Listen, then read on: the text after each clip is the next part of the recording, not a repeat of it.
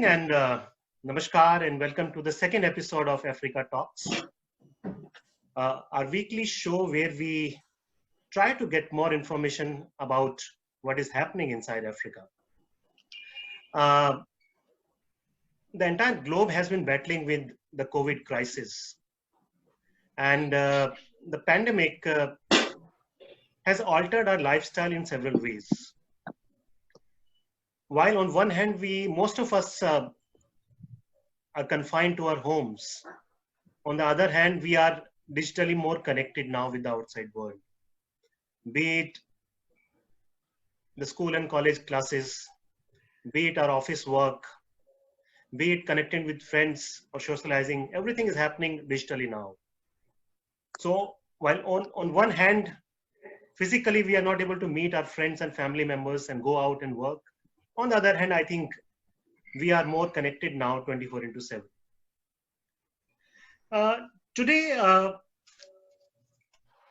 we are going to discuss a very important issue, that in the post-COVID-19 phase,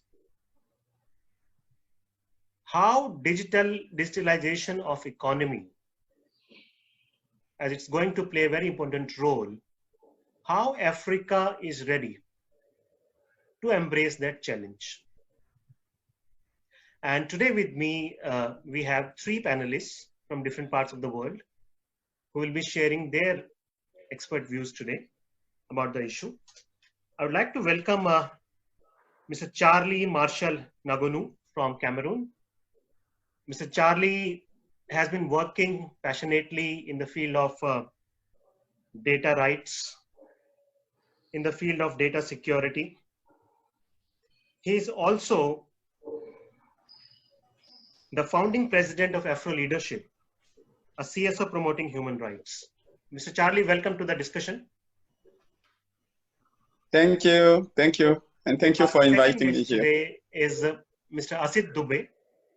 Mr. Dubey has joined us from Nairobi, and he is Executive Vice President of Digital Data Divide firm, a multinational company, and he has been working in Africa for several years, and he has great insights about the industry, and he'll be sharing a lot of information with us today about Africa, and I think he'll also sharing some insights about how India has developed digitally in the last 2 decades. Our third guest today is Mr. Izioga Namdi, who is also co-founder of Exalient Africa, and he is a Pan-African, and he'll be sharing his views on this topic today. So let's go ahead with the program.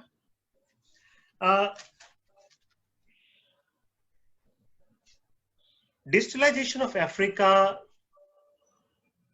has brought in several changes in terms of economy, polity, in terms of availability of health services, in terms of accessibility to educational services. A lot of remarkable changes have taken place in Africa in the last 10-15 years. Mr. Charlie, can you give an overview and share with us some insights about this digital journey of Africa and how it has transformed Africa in a positive way in the last 10-15 years? Thank you.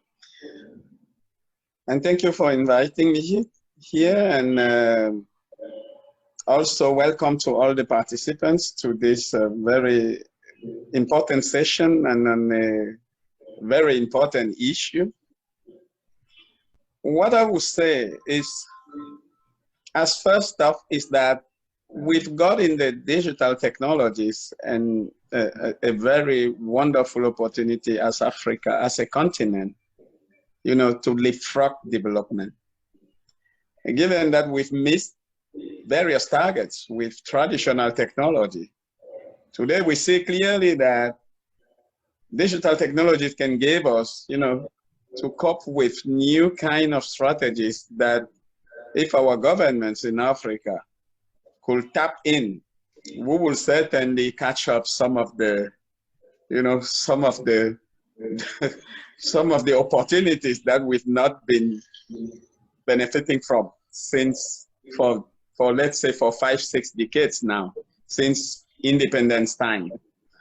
And what I would say is that when digital technology started in our countries, as a technology information specialist myself, I think 30, 40 years ago, some of our countries was taking digital technology as, as something for the elites. In my country, especially, it was even very difficult to even to afford a phone, even a leased line phone. It was very difficult because we were adopting technology in the mindset that we got from the colonial time.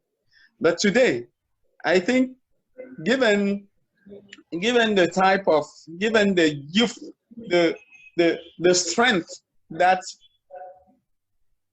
African population being made of youth is showing today by adopting the technology. We see clearly that our government are being forced to digitalize most of our countries, and this is the results of a mix of factors. One being the fact that our continent is very young. When you look at the distribution of our demography, you see clearly that in some of our countries, like in Cameroon, you have 54% of youth in the country that are under 35 years old. And so this is the trend in most of our countries today. That has brought our government to see clearly that they can't just rely on the kind of policies that they have been used to exert, because their policy is not actually a policy for development, but a policy to prevent citizens from asking more. That's what I've learned in my country here in Cameroon as a civic activist. And so our digital journey has been hindered, very much hindered by the kind of traditional policies that we've got. And one of the truth of this is, if you look at the cost of internet today in our countries, you will see clearly that there are so many constraints, surprising constraints, that prevent people to enjoy digital technologies that we have. And this stems from the kind of policies that we are building. And so today we are facing a kind of crossroads. We are living in a time where our governments, as I say it from a digital right point of view, we see clearly that our government are very reluctant to go decidedly for digital technology. And I see it in my country here. We have been fighting in universities with the Ministry of Higher Education in our countries to make sure that universities can go digital for almost 10 years now. And I can tell you that until the COVID-19 crisis started, we didn't have online education in our universities, in our main universities. That shows you clearly that in some parts of Africa, digitalization is still a kind of buzzwords. And this is true. And this is not true for so many other countries. And especially when you look at countries in English-speaking Africa. And certainly our colleague from Aziz Dube will certainly talk more about English-speaking countries, that he knows more than me. But when I look at French-speaking countries, especially sub-Saharan French-speaking countries, you will see clearly that most of those countries that have been colonized by France, you will see clearly that our digitalization process is very much hindered by several constraints. One of them is that most of our countries, they don't see digital technologies or maybe digitalization of economy as a very serious opportunity. Yes, in political discourses, in political speeches, they will tell you that, but you don't see a kind of implementation of policy that turn the people, citizens, towards digitalization. The first thing that we will have shown, if they are serious about what they say when they talk of digitalization of economy, would have been certainly to lower the cost of internet, for example. So there is so there is lack of political commitment. That's what you are saying for digital transformation. Okay, great. Exactly. So that's a great point coming from there. I would like to go to Mr. Asit Dubey now, who has worked in this industry for several years, and he knows how the industry functions. Mr. Dubey, how has been your experience of working in Africa, and what kind of changes you have seen in the industry, maybe in the last 1 decade, in Africa, when this wave of digitalization has really picked up fast there? Okay, yeah, thanks, Nanda, for having me on this meeting. I think we are discussing an important topic of how, and this is the right time probably to discuss this, given the fact that this pandemic is happening right now, and this has forced people to actually embrace the change that they were, probably looking at to embrace later on. It would have taken more time, as what I see, but this is actually forcing people to, embrace the changes that they would have done maybe 5 years hence. And once the pandemic is over, I think that the kind of catching up that Africa had to do with the rest of the world, Europe and Asia and North America. So that catching up would be faster. That is one, and the gap by the end of this crisis would be lessened. That is one thing that I see. The journey has been, there were multiple factors, I think. So one was it had a late start.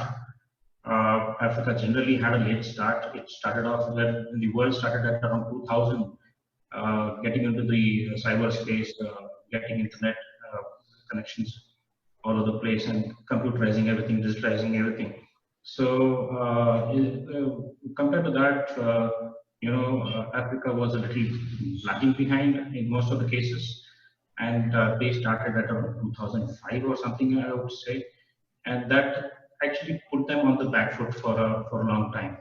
So, but there are countries like Mr. Charlie mentioned, the English-speaking countries, those countries who had the British colonization, they were able to adapt quickly, primarily because I think language was not a barrier. So you have everyone being very conversant with English, and they were able to embrace this change. Where compared to the Francophone countries and the Portuguese, the Portuguese, these countries were able to do much better than those countries. Having said that, I also want to say that because they had a lag, so they had to do a lot of catching up.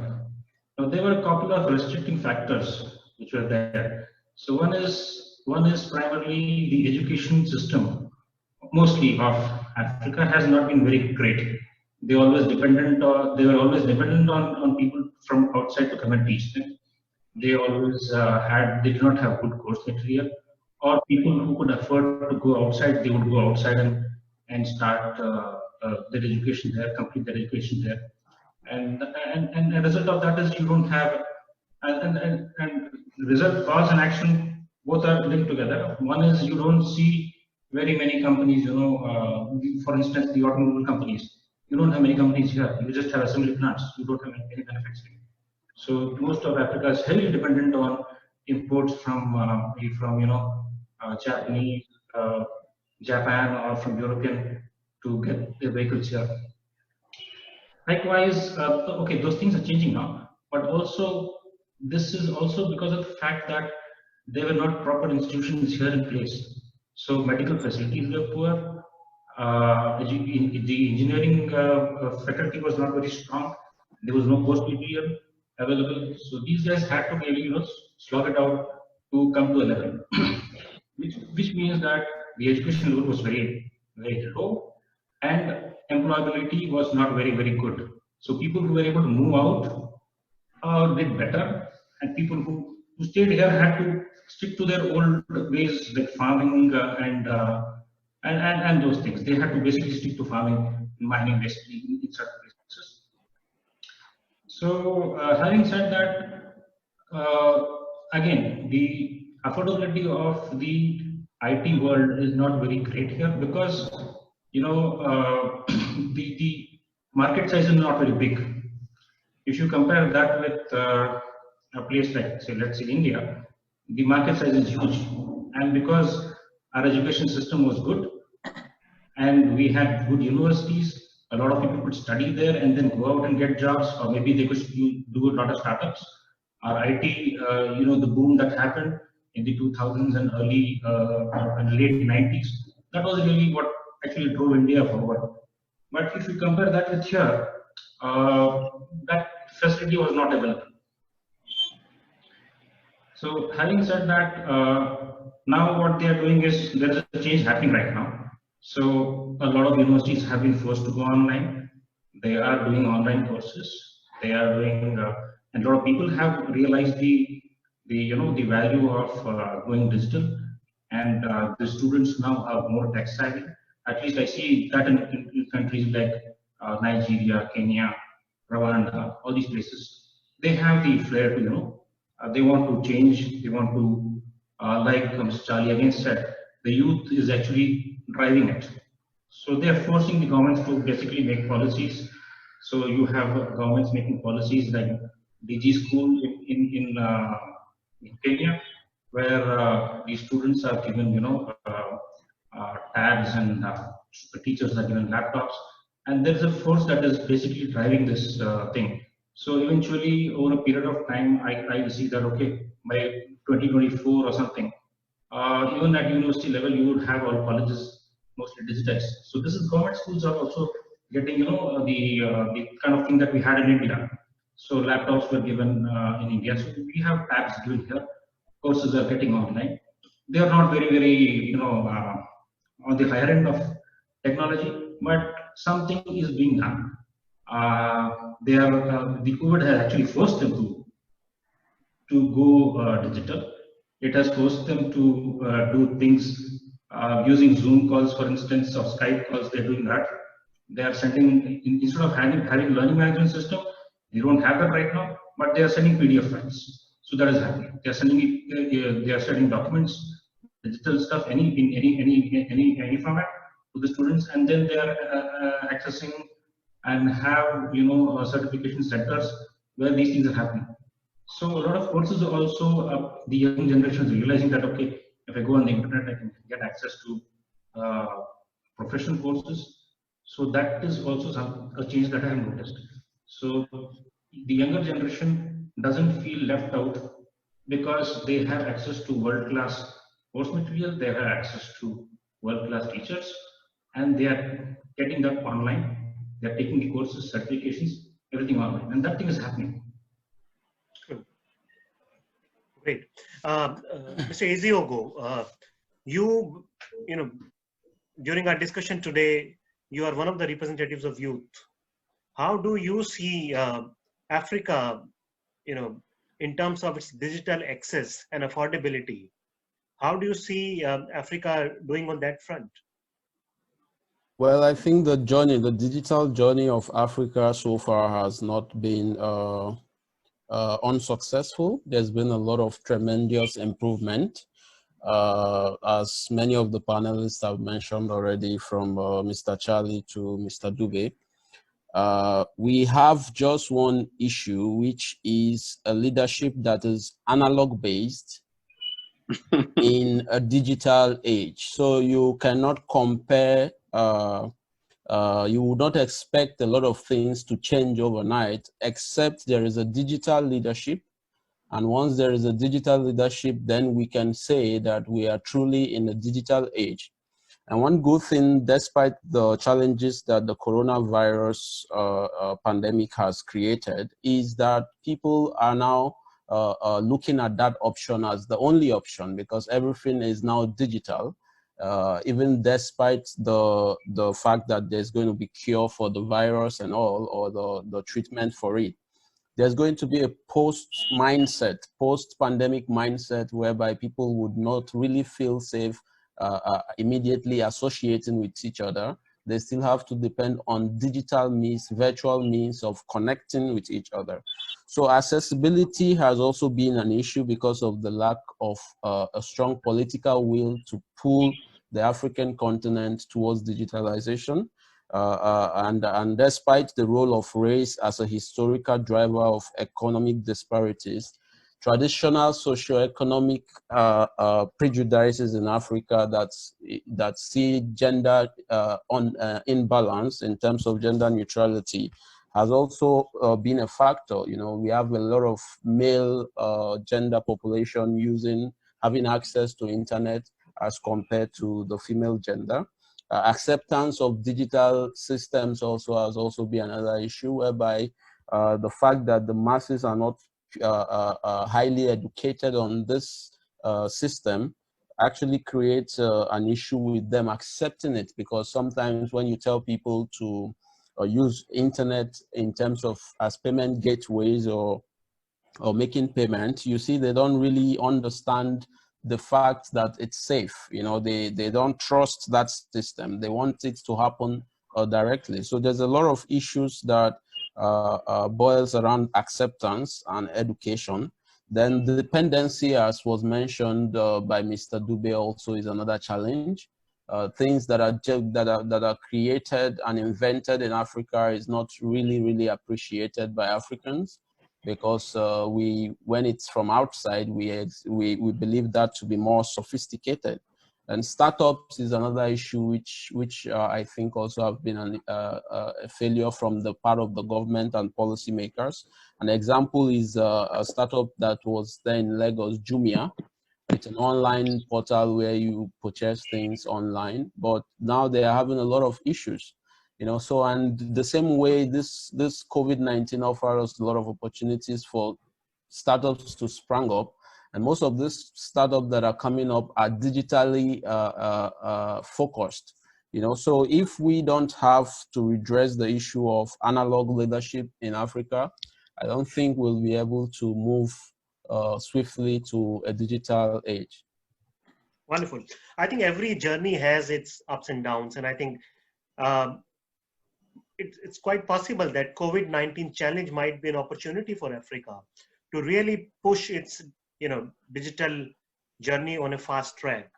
But that brings me to another issue, that one of the reports says that approximately an investment of $100 billion is required to achieve universal access to broadband connectivity in Africa by 2030. And given the situation today, from where do you think this kind of investment can come? And do you think only it will come in the form of an investment by private groups, telecom companies, or do you think institutions like World Bank and African Development Bank can also play a role? And thirdly, do you think funders like BMGF, Bill and Melinda Gates Foundation, and other international bodies which have been regularly funding Africa for various projects, do you think they can also play an important role in improving digital access, particularly in rural parts of Africa? It's open to all of you. Maybe we can start with Mr. Charlie first. Yes, thank you. I would say that my colleagues has just highlighted several kind of constraints, you know, the kind of analog nature of our leaders, and Mr. Dube has talked of this situation where Africans, you know, they don't trust things that comes from Africa. And this is also true for investment. When you look at the type of or the amount of investment that we have in our continent, we will say that most investment comes from abroad. Those are direct foreign money, you know, and there is something that we need to crush down in Africa, that there is no money, there is no free money. And if we don't change our mindset, from this kind of help, aid mindset, we won't develop. Because when you know that somebody is not giving you, something for free, and that the narrative is not a narrative, keeping you in a kind of funding slavery, you will certainly prepare yourself, to cope with the kind of relationship that you build with, with the lender or with the lender of that money. That's the first thing I would say. And that if we keep talking of investment in Africa, something that comes from funders that will come ahead, that won't work. We need to make sure that our leaders, that they are ready to change their paradigm. And the COVID-19 has shown that clearly we still keep that old paradigm. And if we keep it, clearly that most funding that has been spent in Africa for these 5-6 decades has not brought the kind of development that was expected. And if we want to, it's clear that we can't digitalize Africa with our own means, because it's clear that Africa has not yet been able to turn its natural resources, its natural wealth in clear money, as we could say trivially. So it's obvious that we need some kind of financing scheme. But if we keep working in this kind of gray state, where you cannot know what happened to money that is borrowed, it will land on the same ground, that most funding will be sent to Africa, and then we won't optimize that money, to bring development, and then tomorrow, being unable to give back money, we will see even those investments done in Africa being captured by lenders. And that's happening actually now in some countries in Africa, Zambia and so on. And we see airports and ports being retaken by those who finance those infrastructures. So my view will be that we need to focus. If we talk of investment, we need absolutely to add to those investments that are needed. It's clear that we need investment. We need money. We need foreign money. That's clear.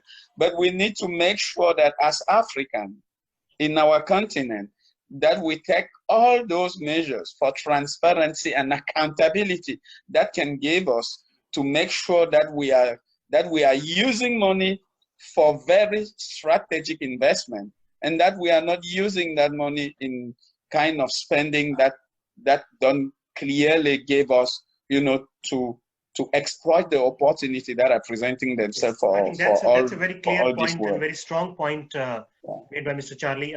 Coming to Mr. Dubey, Mr. Dubey, do you see any kind of similarities between what kind of situation India faced maybe 25, 30 years back, and the similar situation or opportunity is there in Africa today of investment? Do you think Indian companies, because there are several big telecom companies who are already operating in Africa, Indian companies, do you think they have a big scope of investment there? Yeah, I'll come to that. So coming to Mr. Charlie's point, where he said that they have to develop basically a sustainable model. I mean, you can get the money from World Bank and African Development Bank and make an investment. What are you going to do that after you have put your internet lines all over the continent? What happens? Who pays for that? That's the big question. So you need to develop basically a model where, in India we did something. You had the BPOs which came in, and then you had the BPOs which were there in the cities, and then the BPOs got very, very competitive. And the BPOs then moved to the B cities. From the A cities, initially the BPOs came in places like Delhi, then Gurgaon, then Noida, then you had it in Hyderabad and Bangalore, Chennai, and all these places. Gradually, these places became very expensive. Labor became expensive, And then, what happened was these metropolitan cities, because there were so many companies, there used to be a lot of attrition. So to address that, some of the companies actually started setting up shops or with their workforce centers in these cities, like say like Trichy or Kerala. These are smaller cities which have the cost of living is very less, and you have good education system there. So something like that has to be done here. And having said that, my company, for instance, DDD, where I work, we have actually started working on this project. So we have something called we initially thought of setting up cyber cafes all over Kenya.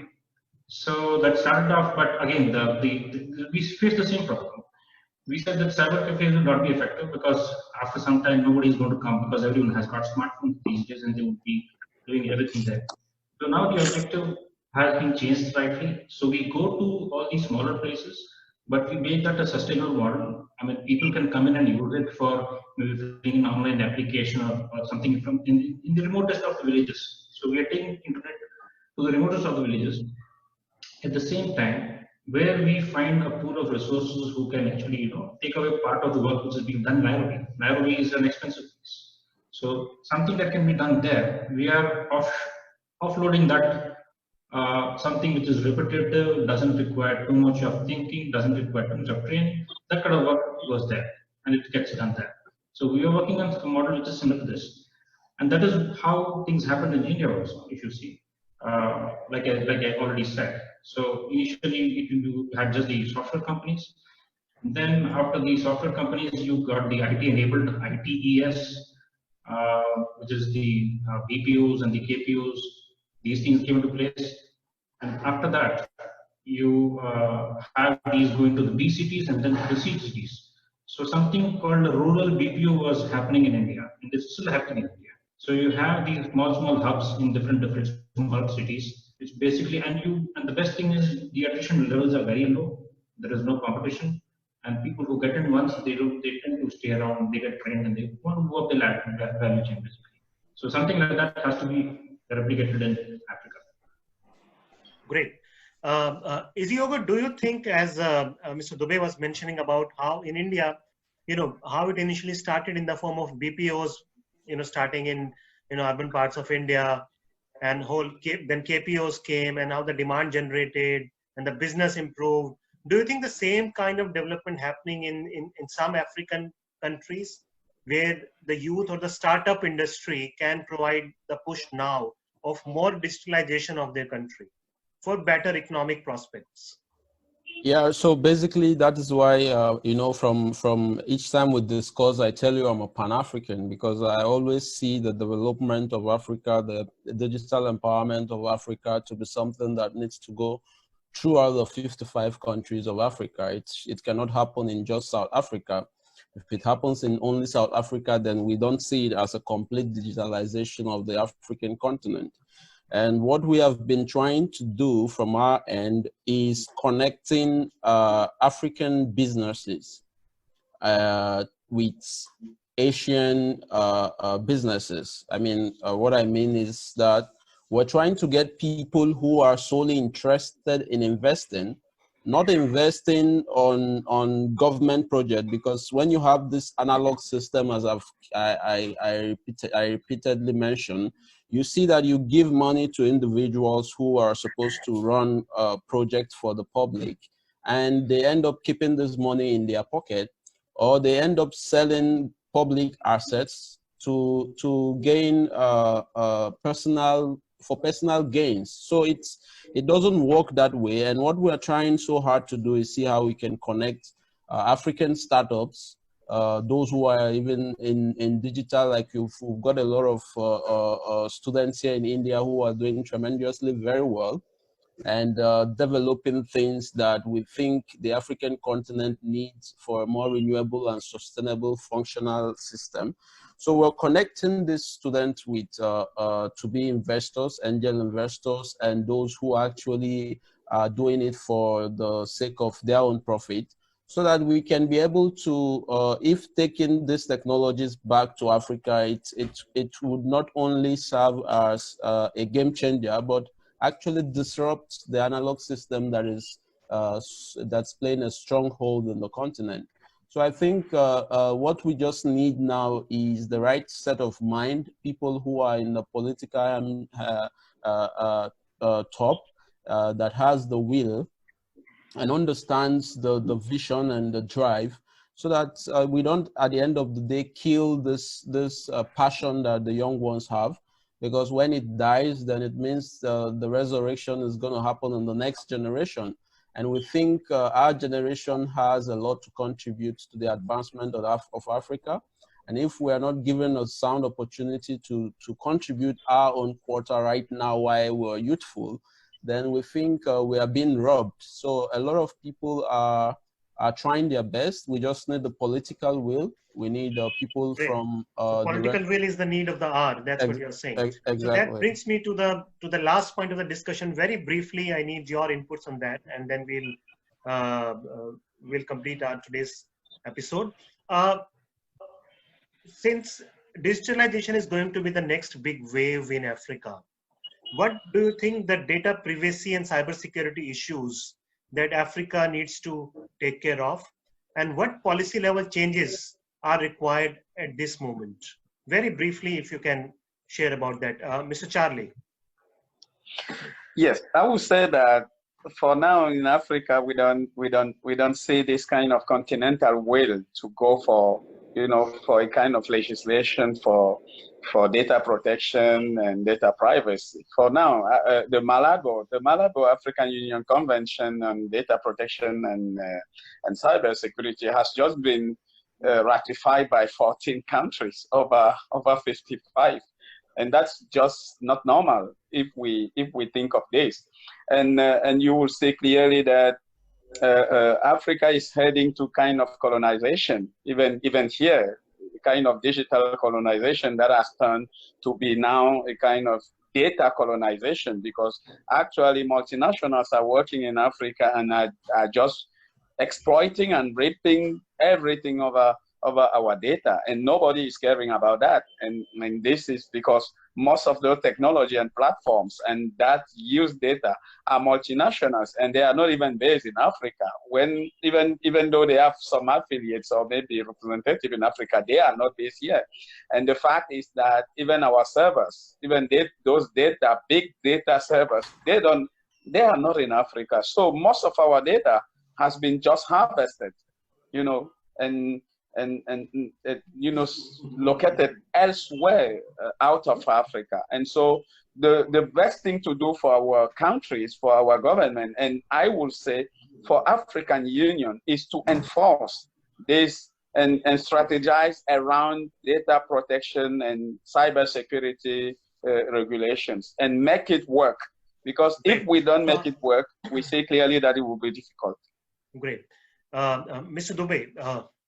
I concur. And this is not just Africa. Every country should have their data protection in place.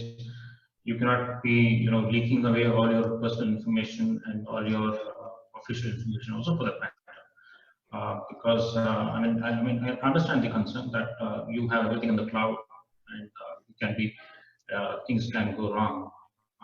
But again, you only depend on those companies which basically say or they basically vet it that okay, your data is secure, and you don't indulge with those players who can have these issues of data security. That is of prime importance. And if the policies need to be strengthened, many countries have done that. They just need to borrow it from there and implement it here, and just tweak it a little bit here and there. Otherwise, I know the concern that Mr. Charlie has mentioned. It's a very, very serious threat for the people of Africa. Great. Mr. Iziugo, your concluding remarks. Well, I said, despite disruptions in global order, this is not the time to retreat into isolationism and populism, but to focus on a clear path that will lead us entirely as a globe, you know, to